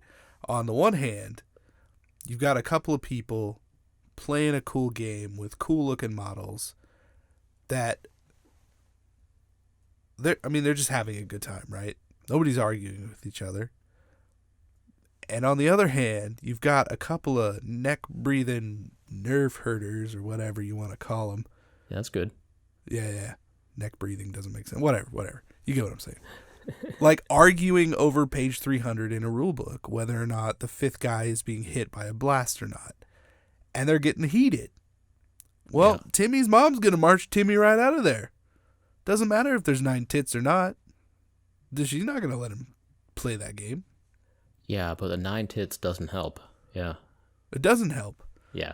But I would argue that people arguing over rules is probably more destructive. Right. Yeah, there's a lot of reasons to want your players to have fun playing your game, but one of them is if the game is actually fun to play, you're gonna get more players coming to it. Yeah. If the rule is to make things more fun, then taking the complicated things out that aren't technically adding to your game, you're going to make a better game. Mm-hmm. And that's, overall, people are going to have more fun. People are going to see that when they walk by, and they're going to sell more plastic models. Yeah. So I'm weighing in on the side of I am ready for the game to be dumbed down even more than what it is. Yeah. And we'll see if we hit a floor on that in terms of, going too far and just being checkers or something. But I think the sweet spot is going to be at a place where we can have a rule book or a rule set that lasts for quite a long time, and then a handful of things that change the way that our armies play. Mm-hmm. Like, you're never going to get the balance just right. So they're always going to have FAQs and things like that. But that's a lot easier to remember if you can just write that into a back of a codex or something and be like, oh, don't forget, they changed this because my army sucks unless this is going on, you know? Like, you're going to want those little things. But if it's like, yeah, I bought a couple of books and I'm good for like 5-6 years, like, I'm going to want to invest in that. Because what happens at the end of 8th edition when you buy, 5 Blight Haulers for your Death Guard and you can only run 2 in 9th edition? Like, it's going to piss you off. Did that happen? I think that happened. Like, the whole spam thing is gone or so. I can't remember. But something like that, right? It's going to make you upset. And you're not going to want to invest in the models and in the books and in all this stuff. Like, it needs to be at a level that can maintain for a good amount of time. Right. Like, most people don't even paint an entire army within the time span of a new edition. That's very true. Yes, that's me for sure. Is that you also? I mean, I feel like I'm a little better about it. I have a couple of painted armies, but even then, I've only painted a couple of armies since Age of Sigmar has come out. Mm-hmm. So it's kind of the same. Right. I don't have a fully painted 40k army. Right. I mean, we're obviously not up on the meta, but if the edition change happens and your 10 drop pods are now good for nothing, right? Yeah, it's even harder. It's even more of a barrier to get into the game if the editions are changing so much that, kind of the relative value of the units, or even the legality of even fielding so many of a certain thing changes so often that you need to constantly be, buying and selling and buying and selling. Like, that makes it even harder to get into. So, right. On rules, I'm settled. Like, the rules are not making things too mainstream or too easy to get into. They are slightly walking in that direction sometimes, but then they go and release Psychic Awakening or something and just go the other direction, make everything harder again. But some of the rules are good. All right. So kind of the last big subheading that we have here on kind of what things are changing at GW and in the community is like the overall environment, overall attitude, what types of people are in a game store, who are the new people that you're attracting.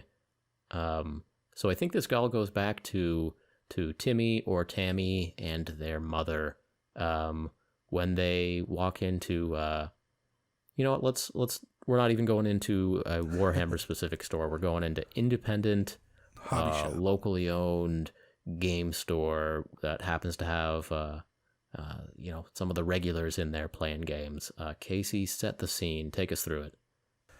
Let's see here. In my experience of going to a majority of game stores, right, bunches. So you open the door. It's pretty dark. It's lit all right. You've got a set of tables that go pretty far back into a large space. The walls are lined with boxes. Generally, there's paints and people sitting down and talking. It's not overly loud, but the further you get into it, the louder it gets. And there are people arguing about what's going on at these tables. Yeah, I've lost my mental image. All right, let me see if I can continue. You were doing a good job. You were laying it out well. I'm just gonna say it. So it's a lot of white guy nerds, varying degrees of style and hygiene, and that is my most common experience walking into a game store. A lot of kind of every variety of for the most part, white guy nerds. I mean, I've lived in Maine and Massachusetts and Wisconsin in my life, so that has something to do with it. And you've got your days where they're all having a great time and laughing, and you've got some days where there's a bit of sourness going around, and some of them look up to see the new person walking into the store. A lot of them don't. A lot of them are pretty focused on what it is that they're doing right at the time. And so I think there's kind of in all of this is, who are you walking through that door for the first time? What are your impressions? Is this a place that you're going to want to stay? Like nowadays when I walk through, I should be clear, when I walk into one of these dens of nerds, like I feel like these are my people. This is, of course, this is where I'm going. Like this is what I do. This is where I go, who I hang out with. Let's see what the new releases are. Let's see what's going on at that table. There's some cool terrain at that table. What's going on over there? Is that bolt action? Oh, man, like maybe one of these guys will see me looking at the table and we'll say hi, and we'll talk about their ruined building thing. I don't know, their bricks that they have scattered all over the table. But if you're a new, let's say you're a normie, maybe you've heard of Catan and you've played some Cards Against Humanity, and you see those, but are you going to get sucked into all the rest of it? Like, do you want to get sucked into all the rest of it? I mean, I feel like if you're already into Catan, like probably. Hot take: Catan is the worst game made by humans. Catan is. Is it? Catan is awful. I haven't played it. I own a copy and still haven't played it. I actually own a copy too. It might be around with me. No, that's one of those gateway games that it's a board game other than Monopoly that gets people thinking about it, because it's vaguely fantasy-esque. Right. It's like you land at a brand new island and you're making your cultures, and I don't think there's actually much combat there. It's economic warfare of building up your cities on the new island, but the thing I hate about the game is, like, as you get farther and farther into the game, like, just every person's turn, you need to be double checking whether or not you get a sheep and whether or not you get like some lumber. And so just the bookkeeping and it's not like you're paying attention to interesting details. It's like, as the game goes on, you have to pay attention to more and more minutia to see if you get one more lumber or not. And anyway, worst game ever designed, but it got more people to think about specialty board games, and to think about board games that that have more and more minis, and think about painting minis, and it has its place. Okay, so a normie is someone who may have heard of or played Catan once with a group of people, but wouldn't go into a conversation like you just laid down about Catan. Oh, you're okay. So you've gotten to the point where they're already talking to the people in the game store. Possibly. Okay. They're stepping through the door. The bells are jingling on the door. They're seeing the tables with the nerds. They're seeing the displays with a few games they kind of recognize. Some boxes that kind of look like something they've seen at Borders before, or maybe somewhere at Target. Target's a good one. They're seeing a lot of boxes of something called Warhammer. They're seeing the little counter with all the magic cards behind it. Yeah. Thinking about it, not sure what's going on. Mm-hmm. I mean, I think the overall point I want to make here is, does this new person, whoever they are, feel welcome? Do they want to learn more, or is there just a feeling of time to leave immediately? Like, is there? I mean, okay, so like when my wife comes to the hobby shop with me, like, she wants to leave pretty quickly. Yeah. And not that anybody comes up to her, talks to her, does anything, but it is an awkward, like, you're not quite welcome here feeling. The seeing of like, I don't recognize this person, or I don't recognize this this trope of person spending much time Right. in Yeah. this place. Yeah. Yeah. So now if we go, she sits in the car. Ooh. Yeah. Well, let's get into this, Casey. Like, have you guys had a discussion on that? Like, I'm not, weirdly, like, no, not entirely. She just doesn't like going in, I guess. I don't know if it's the same kind of thing, like, I don't know. and is that choice like she thinks she's doing you a favor, or is she just doing herself a favor and I mean, pulls out I'd the say cell she's phone? probably doing herself a favor. Like, generally the hobby shop I go to is pretty full. There's usually games going on. But like, she likes Magic.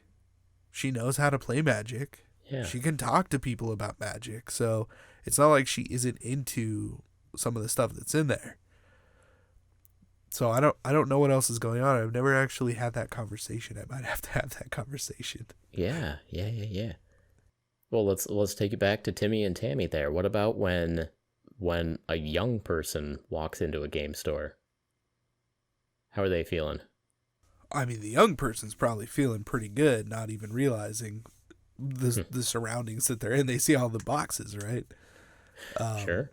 I think the mom might be a little more concerned. Yeah. Just seeing a bunch of dudes, like, not necessarily in the most hygienic state. Well, I was right? definitely that kid growing up. Yeah. Like 10, 11, 12, I played a lot of Star Wars customizable card game. And like to the point where I was entering the tournaments every month, and like I was placing in the tournaments every month. And so, yeah, my mother especially would take me to the game store and, like, in retrospect, kind of look around uneasily. At all these like 30-year-old dudes with their sweatpants and I'm remembering specifically several guys that looked like the comic book guy from The Simpsons. Right, yeah. And like it was all of those tropes in there. And of course I'm running up to the counter to see they had like silent auctions going on for individual cards, and they had their singles they were selling, and you could see what packs they had back. You're absolutely right. Like, as a kid, I was focused on the product, and as a younger person, I was much less even aware of a lot of the other people in the room at first. Even to the point, like, during the actual tournament games, just as a young person, I was very focused on the game, on the cards in my hand, and very almost unaware of the social interaction that I was supposed to be having with my opponent across the table. But yes, I do in retrospect remember like my mother kind of joking about leaving her son at one of these stores for a Saturday, essentially. And just like, these people are babysitting you now. Right. and it's like, and that guy who looks just exactly like the comic book guy from The Simpsons, with his sweatpants and his nacho stains and everything, like that. Good luck with your game, honey. Hope you don't. Yeah. Something. Yeah. Hope you don't grow up to be too much like this. Like. I mean, I remember going into a hobby shop when I was younger, and like, I did not feel very welcome. Like, the hobby shops in my area were mostly Trains or RC, but a few of them had Games Workshop products. So there were some paints and like a small wall of models. Pretty limited selection. Which is really why I started buying stuff off of eBay so long ago, because it's a much larger selection even back then. You didn't have to pay GW prices. But yeah, like, I would go in and I would ask about something. I'd say, well, do you have Warhammer stuff or whatever? Or do you have anything new in? And they would just be very dismissive and not really want to answer my questions. Like, they just didn't care. So whenever I got dropped off at the hobby shop, it's like nobody in there. Nobody's playing games or doing anything. It's like a bunch of older dudes who were probably trained guys who were just like, get out of here, kid, like with your $8 paintbrushes and little tiny paint pots and all that. So I don't know. I just never felt really welcome going into a hobby shop. So I think in all this, something I want to talk about is how much difference like a really small thing can make for the experience, the overall experience of someone walking in there. Like you go in, let's just say there's 10 nerds playing a couple of different games in the store. And let's just say one nerd just takes the time to say, hey, how you doing? What do you like to play? Like the difference between, out of those 10 people, one person just doing a little bit of friendly interaction versus no person going for friendly interaction, but you hear one person say, dyke or retard, or, you hear, like nobody is talking to you, but you hear some nerds arguing and they're being uncool. Yeah. Yeah, it'll change your mind pretty quick, I think. Yeah. And if my parents were in the shop with me when I was younger and something like that happened, like we probably would have left pretty quick. Yeah. So for all of this talking about like the overall feel and inclusivity and stuff, I think that's a fairly small. I don't think it takes too much to really change the experience of someone who is new to the store. Right.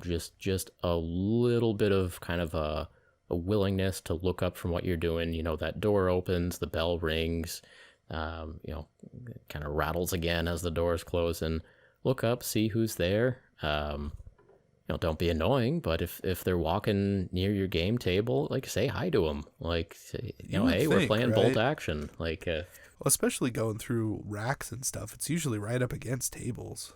Yeah. This is many years ago now, but I used to. This cat is going crazy. Sorry. So many years ago, I did CrossFit, and there was about a year of my life where I was really into CrossFit. And things are starting to make sense now. Yeah, it's all coming together. Just all these bits of who we are, Right. But one of the fun things about that, as compared to any other gym I've been at, is there was kind of a house rule. If someone walks in here and you don't recognize them, introduce yourself. And so the idea was kind of, maybe there's 10 people working out in this gym together, and the idea was, okay, you're gonna forget names, but like you've at least been introduced to all of these people, and you've kind of started to really form a social contract there. You're doing the same thing together, you have the same interests, you're spending time in the same place. Yeah. And it doesn't take that much to just start the ball rolling on having like an actually positive social interaction with somebody. Right. Whereas like every other gym I've ever been to, it's very much you go in, you you pull on your cable machine, and you do not talk to anybody. Maybe, hey, are you gonna be done with that soon? Hey, how many more sets do you have left? Are you sure you don't want a spotter on that? Like, every once in a while. That last one seems a little friendly. Like, I just want to make sure you're not gonna die. Right. That seems cool. I got you though. Yeah. But that's just a very different experience. Like just the act of you see someone new in this place where you are all spending a decent amount of your time, or, you're going theoretically for recreation. Just introduce yourself. Just know the name of this other person. That starts a conversation. You get to start to know something about them. But, I've been, there's places I've lived where, I never go to the gym particularly consistently, but like, I've gone to like the same gym for several years, and I will recognize the regulars, but I will have never talked to them. Like, oh, hey, it's that guy for however long you've been going. Yeah. Oh, hey, it's that guy who always has the little notebook, or like it's that one huge guy. You recognize a lot of the regulars in there, and but you don't know their name. You may have literally never spoken to them, and I get it, to play a game you have to talk, but like, just a little extra effort of just saying hi to everybody in the space that you're sharing, I think can go a long way. And I don't know if Games Workshop talks about that much, but part of the Warhammer is for everyone, and inclusivity is just getting to know the folks around you. Oh, for sure, because so many people make judgments based off of whatever it is, right? Yeah. Without ever getting to know someone. Yeah. And that's always the problem. Like, we're all human beings. Like, we all have a story. So you don't know. Right. Yeah, so saying hi or something. Like, I would love to go to a hobby shop where, it's like how you go to a good restaurant or something and everybody says bye when you leave, right? Like, it's something similar to that. I wonder the kind of impact that would have on a small community. Yeah. Yeah. Again, I've been to like 2 Warhammer tournaments, but I remember, introducing myself to someone other than my opponent, and sometimes it was a very natural, like, oh, hey, I'm Brad, and sometimes it was like a deer in the headlights, like, no, like we're all here to like hang out, and some people we are all just love this. Awkward. But even just the difference of, like, there's 10 people in a store, you walk in, one person looks up, almost makes eye contact, and immediately looks down at their table again, versus like someone just a second of eye contact and giving you a smile. Like, it's the little stuff makes a difference. Yeah, for sure. Well, that could be pretty cool. Yeah, should just open a shop to do that for. Let's do a social experiment.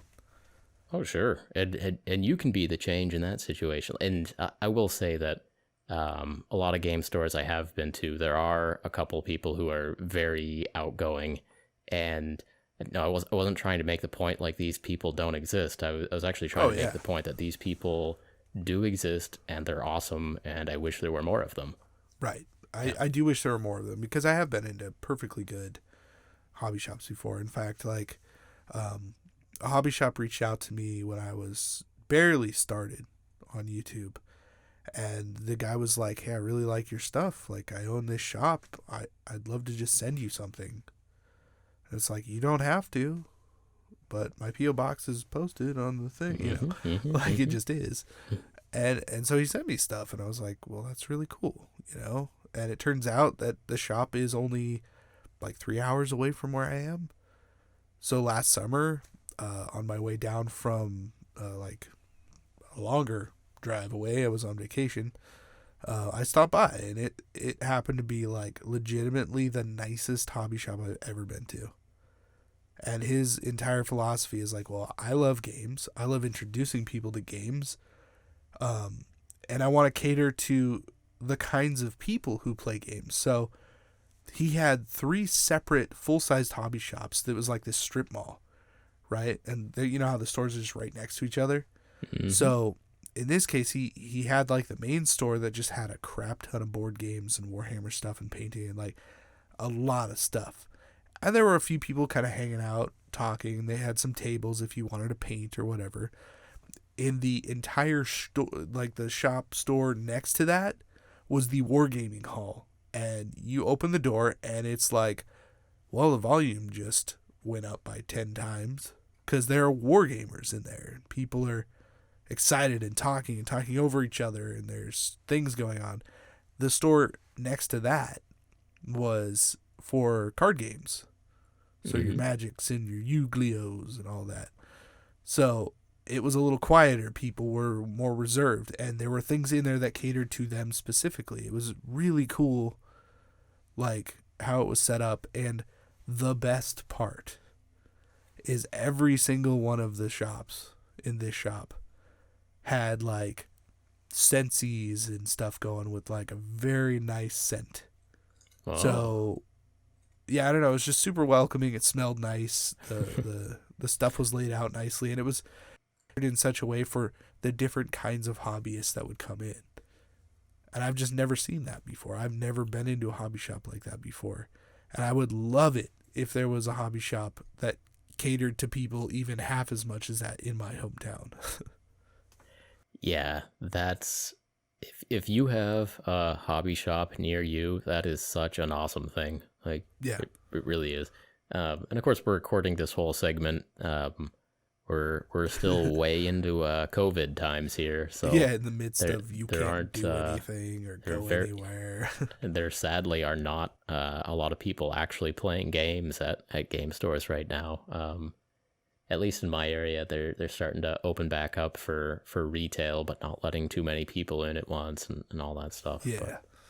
But, all of this is talking about past experiences and hopefully future experiences here. That question we got, referred to like undesirables in the gaming group, which, I have a immediate disagreement with. Well, that's the thing that I was kind of getting at earlier, is that it also says, like, by no means do I think that Warhammer should avoid new people coming in. But then in the very next sentence, like, but, people who are of a certain kind of people that ruin hobbies. Like, what does that even mean? I mean, to be fair, that's exactly what the Games Workshop post said. Is Warhammer is for everybody, but not for you. You can get out of here. Like, right. Yeah. And I do agree with you that was probably like a mistake for them to leave that in. Like, I get the level of punctuation they wanted to put on that sentence. I get it. Right. But in doing so, probably caused more problems than they were intending. Sure. But you were also making the point of, just the act of, talking to somebody and getting to know them goes a long way to figuring out if they're undesirable or not. And you don't know if somebody is undesirable until you And by undesirable, I mean, like, play a game with somebody at least once. Now, after you've played a game with them once, you can decide whether you ever want to play a game with them again. But that is very true. I think a lot of people might surprise you if you do give them that first game. And before you give them that first game, I don't think you can make an assessment about anybody before you play a game with them. Well, you really do have to just give people the benefit of the doubt. Yeah. They're obviously in a hobby shop with you. Right. They want to play a game. Right. So why wouldn't you give them the benefit of the doubt, regardless of what they look like? Yeah, there are plenty of barriers to getting into this hobby, and there are plenty of other things people could be doing instead of hanging out in that hobby shop. So if they are at all a person who might someday be persuaded to go into a hobby shop and try out painting and try out this type of game, then they are probably close enough to your type of person to at least give them a game. Yeah. Right. Regardless of anything else. There's a lot of self-selection there. Yeah. Yeah. Like, nerd's gonna nerd. Yeah. It's just how we do it. Right.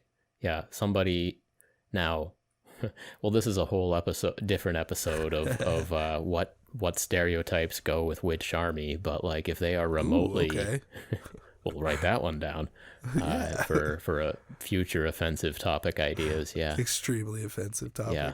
Well, we which I honestly didn't think was a thing until like somebody mentioned it not even that long ago. And I'm just like, what are you talking about?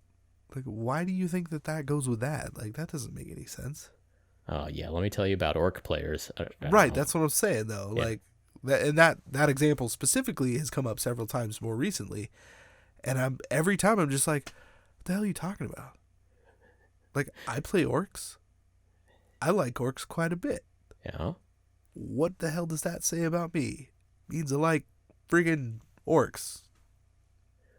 What's the problem? I mean, orcs specifically, it might mean that you don't care about losing, that you are more inclined to yell "wah" at people. Okay, sure. I've become a little more attuned to like when my microphone clips, so I can't do it right now. But you know what I say when I say "wah." Wow. You know what I mean? Yeah. Yeah, I know what you mean. Let's see. You might like conversions more. Building buggies out of trash. Like there are some things you can associate with orc players fairly reasonably. Why I play orcs, Brent? What? You know why I play orcs? Why do you play orcs? Because the Iron Jaws has a low model count. I don't have to paint that many to have a full army. Oh, I wasn't saying orcs. I was saying ORKS. Right. Orcs. Or ORCS. I don't know anymore. I don't know. ORRUKS. Or Z. I'm not sure. Yeah.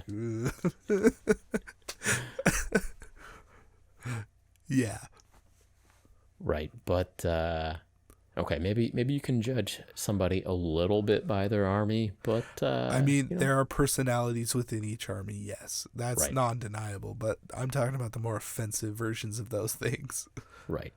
If somebody goes through all of the steps needed to walk into a game store, even with an unpainted army, you might have something in common with them. You might be able to have a fun game with them. Separate episode, I think you would have a more fun game playing against a painted army, but very true. Yeah. It's maybe where some of us might differ a little bit. You know what I mean? You come into the game store with an unpainted army. Well, I think you need to leave, sir. We don't like your kind here. Exactly. We don't. Is that the only time when you could be genuinely offensive to someone and kick them out of a store? Like your models are not painted. Go home. I'm sorry. Think about what you did. And get a can of spray paint. Yeah. At least prime them, and spray them with like a zenith over just over the top. Just rattle can. Then maybe we'll consider it. Yeah. No. I frequently say that I don't have a fully painted army. I do have enough kind of painted models that I can cobble together an army that mostly has paint on it, and so I am never a shining example of this either. Like, right. Out of my friend group, I'm the one that gets crap for not having a fully painted army. Worst, though? That is the worst. It's like, where are you gonna find time to paint an army? Right. I mean, you could certainly make time. You just 24 hours this and you're good. I suppose I could get it done. Yeah, I just do that a couple more times. If Guy can do it in 24 hours, you can do it. Yeah. Come on now. No, you're right. You did that like 2 weeks in a row. That's like 8,000 points of army. Yeah. In like a week and a half. That was ridiculous. Yeah. Check out just say Midwinter Minis. Yeah. I don't know if we want to touch on this, but do we want to talk about kind of the awkwardness of a nerd like you or me playing a game against either a woman or sure. I also have written down here young child, but those are two different experiences. So I think we hit on the younger child thing a little bit. How you were saying, like, you didn't necessarily pay attention, or whatever the case. Like, that's I definitely was way focused on the cards in my hand and very focused on like what I wanted to do with my next turn, and kind of paying attention to what they were doing on their turn of the card game, but like just a younger person, lower maturity, lower awareness. Like I wasn't engaging with my opponent. I wasn't having a conversation. I wasn't talking about what's your favorite new card from this expansion. Like, right. Oh man, you have a lot of those. Is there ever just been a card you've gotten way too many of? Like, what's your least lucky? Like, what's the thing you hate getting the most in your rare slot? I wasn't actually having a conversation with my opponents. I was right. I was playing my hand and saying, "Your turn. Force drain for 2. I attack here. 3 attrition damage." I was doing that's the conversation I was having with my opponents at that age. And so you could definitely think that like playing against a kid for something arguably more complex, Warhammer, that would be a little tough. I mean, I think some people might prefer that approach that you're talking about, just like, this is what I'm doing, this is why I'm doing it, your turn. Yeah. But I think people are usually there to have a good time and have conversation, and yeah, kids are kind of all over the place. You never know if they're going to be those kind of kids or if they're just going to, read a book. Yeah. So in that circumstance, I mean, I'm sure I was not a fun opponent for most people to play with. I'm sure like a lot of people were upset when they got me in the draw, but on the other hand, I am glad that they at least tolerated me. And that's pretty awesome. I grew into a person who am now more of a fun person to play against, and that's part of growing the hobby is literally growing people into fun opponents. So. Yeah. Well, yeah, and I mean, like, tolerating playing against a young child, like, I mean, that's probably the correct second approach. Pairing in a tournament or something. Like, okay, well, let's see how this second game goes. Like, right, yeah. I wasn't getting like a lot of pickup games from random adults. Right, just like, why don't you come over and do some of this? Like, we're all done. We're all done. Oh, I'm sorry. Oh, yeah. Look, your mom's here, kid. Yeah. Yeah. No, I mean, like I said earlier, like going into the hobby shop, I could tell that the people who were in there were just like, ugh, when's he gonna leave? Like, don't ask me another question about Citadel and pewter versus plastic and anything. They didn't care at all. Yeah, so, it's amazing the difference just a slight attitude change on one person on one day will make to entirely affect whether someone gives the hobby a chance. And thanks for telling that story. Like, I'll be more mindful of that too. Yeah, absolutely. Right. I mean, I definitely, like, when I go into a hobby shop, I definitely try and talk to everybody as if that was me going into that hobby shop when I was younger. I mean, I've only, organically run into and talked to like a handful of children at a hobby shop. It just doesn't happen very often. But yeah, it's definitely something I try and keep in mind. Yeah. Yeah. All right, let me switch it up then. Sweet. Is playing a game with a woman different than playing a game with a gay? Is that a different experience? Mentally speaking, or like gameplay, anyway, whatever it is, like, yeah.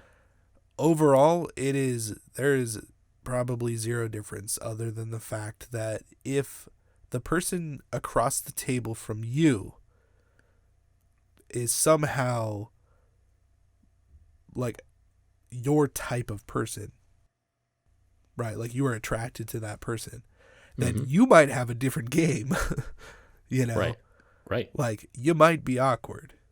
Right.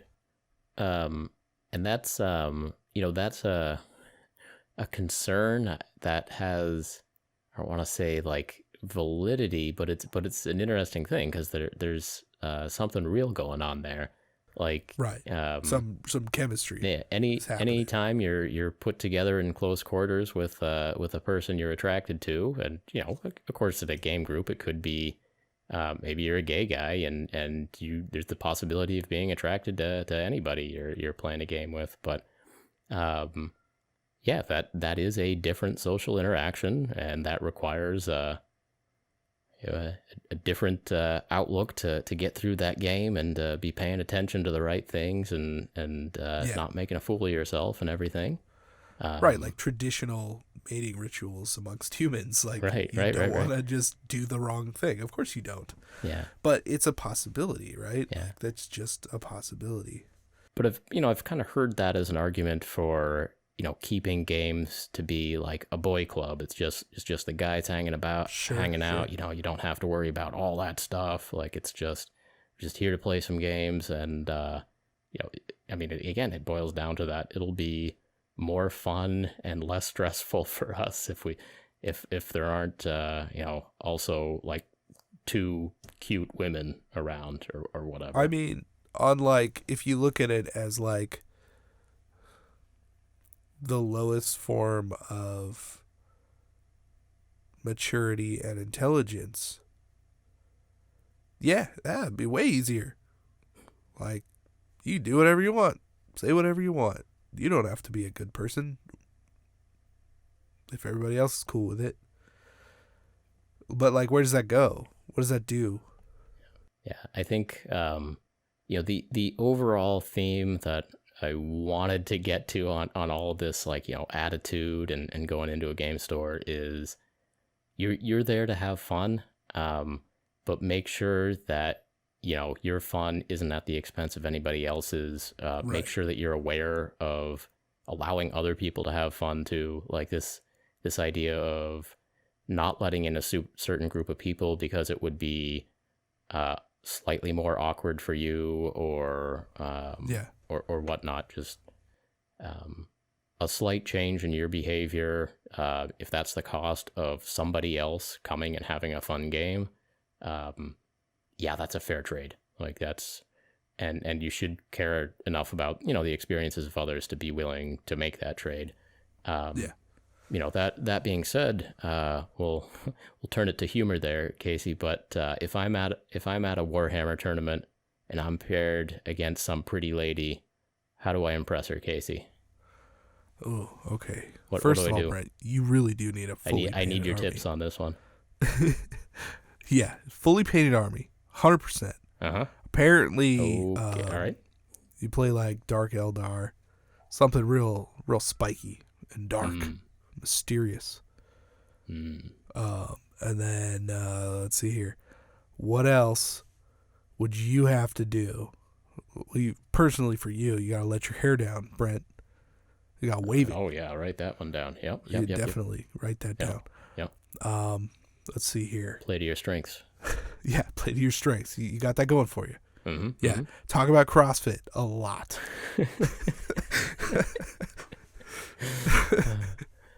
Yep. Check. Maybe ask her if she likes CrossFit. Right.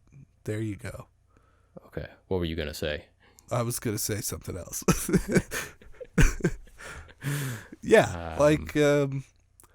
I don't know. Like, I know some people have a hard time talking to women. Like, and probably a majority of the people in this hobby, like, maybe not a majority, maybe that's overspeaking, but like a good amount of people in this hobby do.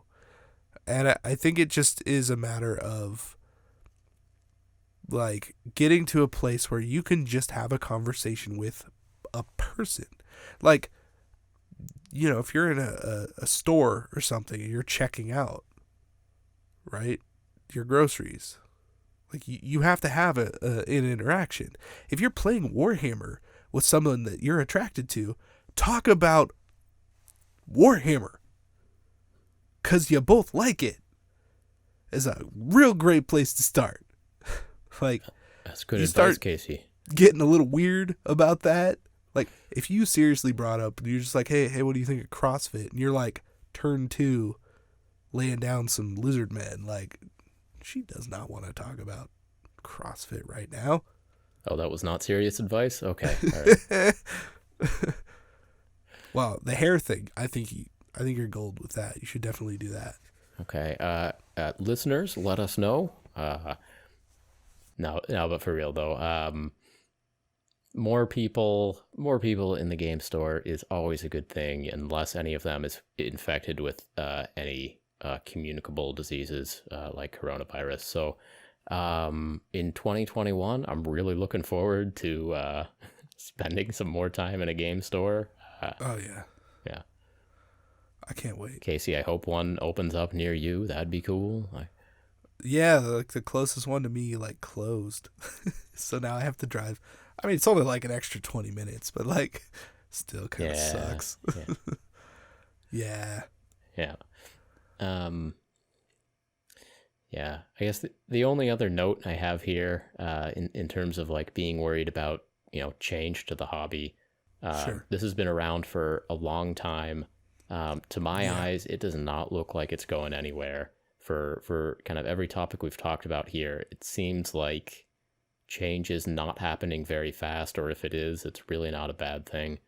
And then the final thing I'd say, like, the most likely thing to change in your life that'll change your Warhammer experience is like the friend that you play Warhammer with is gonna get married or move to a different state, or get accepted into college across the country, or something like that.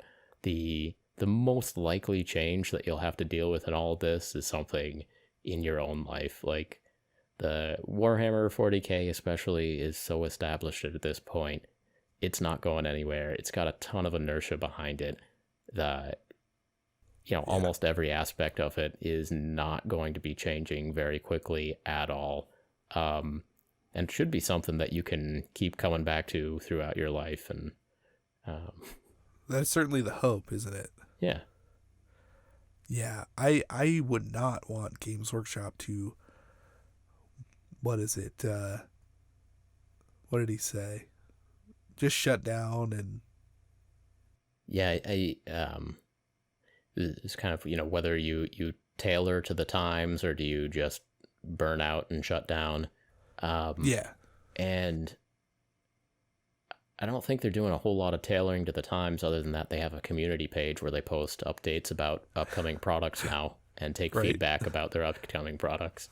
That's probably been one of their biggest, like, forward-facing changes. Like, hey, we want to actually talk to you. Right. And see what's going on. Whereas before, they're like, everything is behind closed doors and we're doing whatever we want. Yes. I mean, that is not a massive change, but it does make a difference. Like, people feel like they have a voice that can be heard by the people who work there.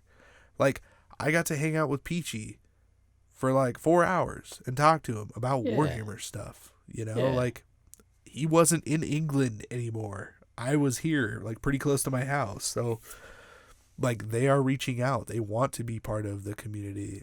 They like to be. Yeah. Yeah, it's they've been doing a lot of good stuff, and of course then they go and announce another price increase, and just like, so okay, classic, to try and, classic. You almost had us. You almost had us. Like, good one, Games Workshop. Yeah, did it again. Yeah, Warhammer is for everyone who can afford it, which is actually a whole different topic about that's a whole other kind of pricing people out of the hobby, and pricing. Maybe Tammy's mom can afford it, but Tammy with her babysitting or lawn mowing or whatever cannot afford a box of Imperial Guard troops anymore. So not since '92. That'll be a good one. We should talk about on another podcast. Yeah. I think we're kind of wrapping up here, but I don't know. Overall, I am optimistic about the entire industry, I guess. Like, the direction and community and backing and all the things in the wargaming community have been amazing. Like, seriously, since I've come back, I have felt like overwhelmingly welcomed, and that things are just going in such a cool direction that I can't wait to see what comes next. Yeah. Yeah, there are a ton of little companies, which means that a ton of little companies will eventually go out of business. But like, unfortunately, but a lot of them will stay around and become slightly larger, almost medium-sized companies. Games Workshop will continue to be the big one for a while, but again, Games Workshop does not seem like it's going anywhere. It's doing what it does, and those price increases. I mean, again, you can shake your head, but that almost leaves even more room for the smaller companies to be like, to make sure that they're turning a profit on all their models, because they can bump up their prices slightly more, or they can be, more competitive because they're an obviously better buy than a box of 20-year-old Imperial Guard models or whatever. Well, yeah, like look at Kings of War, just come out of nowhere with that new edition and tons of like really cool models. Yeah, I don't know. We got a question about things changing, and most things seem to be changing slowly or generally slowly wandering in the right direction, except for price. And chin up. I think things are all right. Things are good. Well, on that note, thank you again for joining us on another episode of Paint Bravely. If you enjoyed this podcast, please help us out by leaving us a review on iTunes, subscribing to the YouTube channel, and sharing this message with your hobby friends. As always, we appreciate each and every one of you for listening, and we will talk to you next time. We'll talk to you next time. And I apologize for my sickness. I apologize for nothing.